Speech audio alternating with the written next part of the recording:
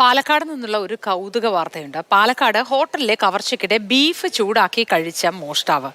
തമിഴ്നാട് മാർത്താണ്ഡം സ്വദേശി അനീഷ് എന്ന ശിവകുമാറാണ് മോഷണം നടത്തിയത്. ഇയാളെ പിന്നീട് പോലീസ് പിടികൂടി.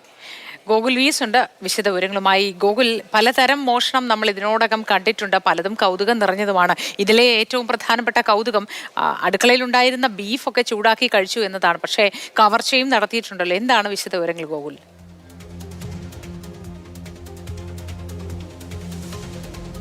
അതായത് കൗതുകം മാത്രമല്ല, 25,000 രൂപ ഇയാൾ മോഷ്ടിച്ചിട്ടുണ്ടെന്നുള്ളതാണ്. ഹോട്ടലിൽ കയറി കഴിഞ്ഞ 5-ാം തീയതിയാണ് ഈ സംഭവം ഉണ്ടാകുന്നത്. ഹോട്ടലിൽ കയറി അവിടെ വെച്ച് ആദ്യം പണം എടുത്തു, 25,000 രൂപ എടുത്തു. അത് കഴിഞ്ഞപ്പോഴാണ് ഭയങ്കര വിശപ്പ്. ആദ്യം ഒരു ഓംലെറ്റ് ഉണ്ടാക്കി, പിന്നീട് ബീഫ് ചൂടാക്കി കഴിച്ചു. അതിനിടയിലാണ് പെട്ടെന്ന് ഇയാൾ CCTV ശ്രദ്ധിക്കുന്നത്. ഉടൻ തന്നെ അവിടുന്ന് രക്ഷപ്പെട്ടു.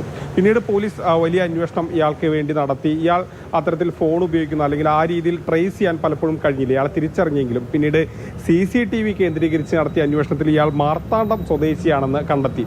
എങ്കിലും ഇയാൾ മാർത്താണ്ഡത്തുള്ള തൻ്റെ വീട്ടിലേക്ക് പോവുകയോ അങ്ങനെ അവരുമായി വല്ല അടുപ്പമോ ഒന്നും തന്നെ ഉണ്ടായിരുന്നില്ല. പിന്നീട് പല കുറി അന്വേഷിച്ച് ഒടുവിൽ കഴിഞ്ഞ ദിവസം തൃശ്ശൂരിൽ വെച്ചാണ് ഇയാൾ പോലീസിന്റെ പിടിയിലായത്. കസബ പോലീസ് ഇയാളെ കസ്റ്റഡിയിലെടുത്തു. വിവിധ സ്റ്റേഷനുകളിൽ ഇയാൾക്ക് മറ്റ് കേസുകളും ഉണ്ട് എന്നുള്ളതാണ് പോലീസ് പറയുന്നത്. 25,000 രൂപയും ഇയാൾ ഏതായാലും മോഷ്ടിച്ചിരുന്നു. ഏതായാലും ഇയാൾക്കായുള്ള തിരച്ചിൽ കുറേ നാളുകളായി, ഏകദേശം ഒരു 2 ആഴ്ചയായി ഇയാൾക്കായുള്ള തിരച്ചിലായിരുന്നു പോലീസ്. അതിനിടയിലാണ് ഇയാൾ ഇപ്പോൾ പിടിയിലായത്. ശരി.